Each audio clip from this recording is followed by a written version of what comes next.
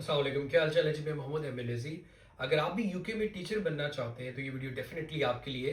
आज मैंने कोशिश की है कि 5 जो बहुत बेसिक चीज़ें आपको पता होनी चाहिए या ये लिस्ट आपके पास होनी चाहिए जब आप पीजीसी प्राइमरी या सेकेंडरी के लिए अप्लाई करें यूके में टीचर बनने के लिए। सबसे पहले जो सबसे इंपॉर्टेंट चीज़ आती है वो ये आती है कि आपकी एकेडमिक एलिजिबिलिटी, कि आपके पास जो डिग्री है क्या वो एलिजिबल भी है या नहीं है। तो आपके पास बैचलर की सूटेबल डिग्री होनी चाहिए आप जिस सब्जेक्ट के अंदर अपना पीजीसी करना चाह रहे हो।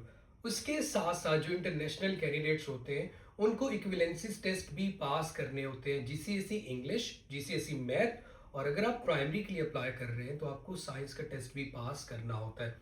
इसमें छोटी सी मिसकंसेप्शन है या कंफ्यूजन है कि कुछ लोगों को लगता है शायद ये जीसीएसई का एग्जाम है।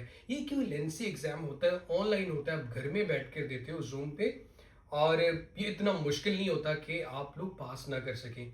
उसके बाद क्योंकि आप इंटरनेशनल हैं और आपने ट्रैवल करके यूके आना है, तो सबसे बड़ी वीज़ा की जो रिक्वायरमेंट होती है वो लैंग्वेज का टेस्ट होता है।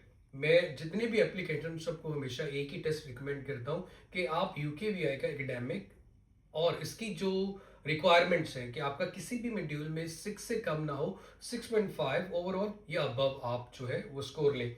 उसके बाद जैसे ही आप एप्लीकेशन स्टार्ट करते हैं उसके पैरेलल में आप कंपेरेबिलिटी, स्टेटमेंट ऑफ कंपेरेबिलिटी जिसे हम एनिक कहते हैं, उसके लिए अप्लाई करें। उससे आपको बड़ा क्लियर हो जाएगा कि जिन लोगों ने एफएससी प्री इंजीनियरिंग की हो या एफएससी में मैथ्स पढ़ा होता है तो उनका जो जीसीएसई इक्विवेलेंसी मैथ्स का टेस्ट है उसमें क्रॉस आ जाता है कि वो आपको नहीं देने की जरूरत है, सॉरी टिक आ जाता है कि वो देने की जरूरत नहीं है। फिर आपको इंग्लिश का टेस्ट तो देना ही देना है, चाहे आपने ओ लेवल्स किया या कोई भी क्वालिफिकेशन है आपकी इंटरनेशनल कैंडिडेट की जो भी किसी भी कंट्री से ट्रेवल करके यूके आ रहा है।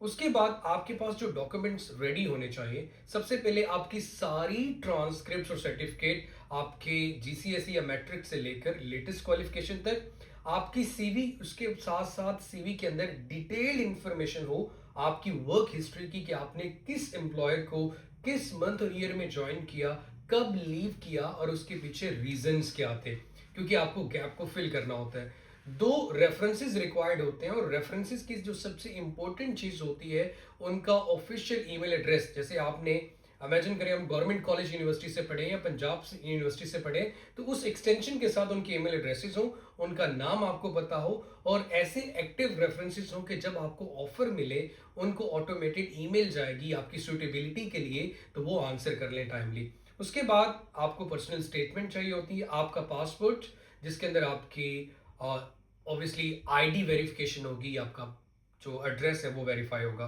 उसके बाद आप अपनी इंटरव्यू की तैयारी शुरू कर दें। और इंटरव्यू की तैयारी में डेफिनेटली जो सबसे इंपॉर्टेंट चीज़ें होती हैं कि आप टीचर क्यों बनना चाहते हैं, क्या मोटिवेशन है और आपने यही सब्जेक्ट क्यों चूज किया, सेफ गार्डनिंग के बारे में आपको पता हो, यूके के टीचिंग स्टैंडर्ड और एजुकेशन सिस्टम के बारे में पता हो, बिहेवियर मैनेजमेंट क्या होती है, और जो भी आपका सब्जेक्ट है उसके ऊपर आपको अच्छी खासी ग्रिप हो, क्योंकि आपका बिफोर द इंटरव्यू एक रिटन टास्क भी होता है। कुछ इंटरव्यूज में ड्यूरिंग द इंटरव्यू भी ये टास्क लिया जाता है।